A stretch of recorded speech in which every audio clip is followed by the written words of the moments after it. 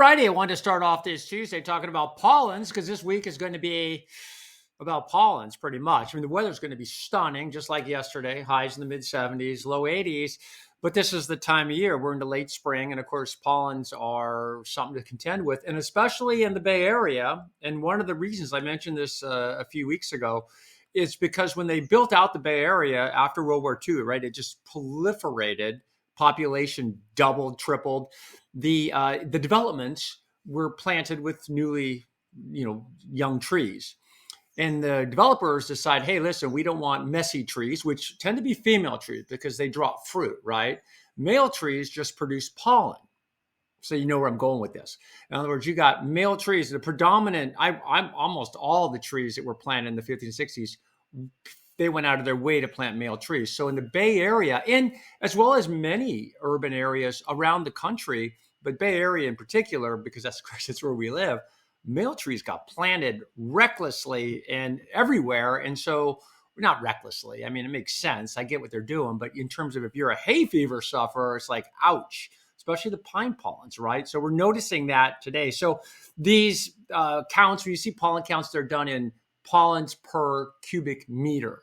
And the way they do this, I'll get to that, I'll come up, but the way they figure it out, the pollens in the air, it's amazing. They've been doing it the same way forever. They basically throw up a sticky, let's call it a cylinder. I think I have kind of a picture of it. They're hard to get good imageries of, but they're collectors, and they sit out in various areas of the Bay Area, usually at a pollen. It's like, I think the last one I used to look at was out at the Oakland, I think at Kaiser, it was on the roof there, but they spin over the course of 24 to even 48 hours, and they got little sticky stuff on them, kind of like flypaper. I know. And the pollen gets stuck to those, right? And then they come out at the end of the day or the end of the 2-day period. They pull off the film and they put it under a microscope, and they can identify the types of pollens and the amounts of pollens. So it's not super high-techy, but that's how it goes. And so the East Bay loaded with these kinds of trees, with male trees, giving us the need for the pollen rotorod sampler, which was one of the first ones, I believe. There's a couple other ones. There's one guy down in New Zealand who does this as well, but it's still done basically the same way. Tree pollens, big issue with them, obviously the males, but also because they're at eye level. So tree pollens tend to really, really raise havoc, especially when there's no wind. This week, we're going to have wind. So the grass pollens are going to kick up. So you're going to have a combination of tree and grass pollens, especially out in the Central Valley, where they're going to be seeing wind gusts 35, 45 miles an hour. Along our coast, we've got small craft advisories. Winds will be blowing around here 20 to 25 miles an hour all week. So that's going to stir it up. And it's also coming not off the water, which tends to not push all the pollens inland. It's coming right down the valley, right from the north. And that's going to bring in and transport a whole bunch of pollens into a lot of people's regions. So just a note on that. That's why I want to talk pollens today, because I think that's a thing. Okay, so how do we know it's going to be windy? Well, here we are right now. Let me move this out of the way. And then here we are right now. This is Monday morning. And then we'll go up here and we'll go, let's see if I can get this right now. Monday. Yeah, not yet. I'll get it. Promise. Let's see. How about this? There it is. Okay, so there's Monday afternoon. See the lines? See how they're kind of tied together? Like, let me clear the screen again. So right in here, see how close those lines are? Those are isobars, and they're getting closer together. And they stay close together. And then they pinch a little bit. But you see how that's all week. That's pretty breezy conditions. And then up in here, you see a bit of an offshore flow developing as the isobars kink a little bit.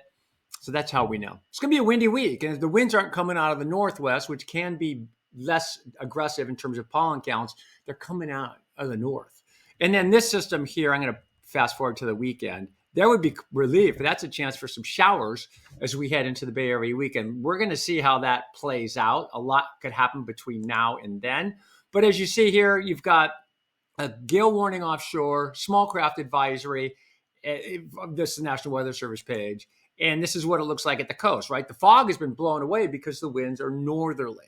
So normally that would get you like in the fall, this would be a high fire danger time right now.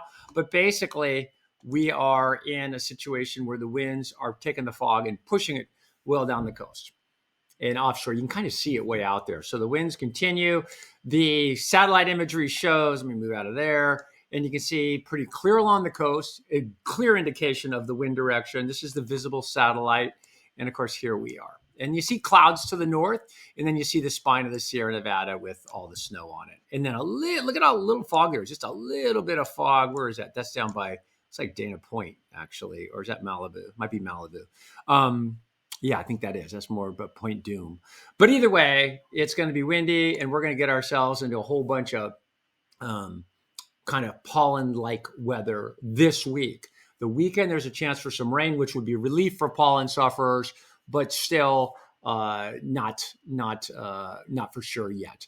Again, pollens are most prolific in the morning to the afternoon. So from about sunup till about noon. That's when the peak is, morning and the early afternoon, and then they start to trend down. I'm showing you the national map just because they got hammered over the weekend, and you know they did. This is the time of year, right? You're in the spring now, and this is when these big storms happen.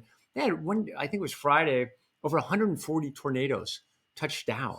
You've seen the video. I mean, it's just devastating the amount of activity that they're having, and they're continuing to get some very strong storms. I'm not seeing any watches or warnings, but they're continuing to get pretty strong storms. So I'll keep you updated on that.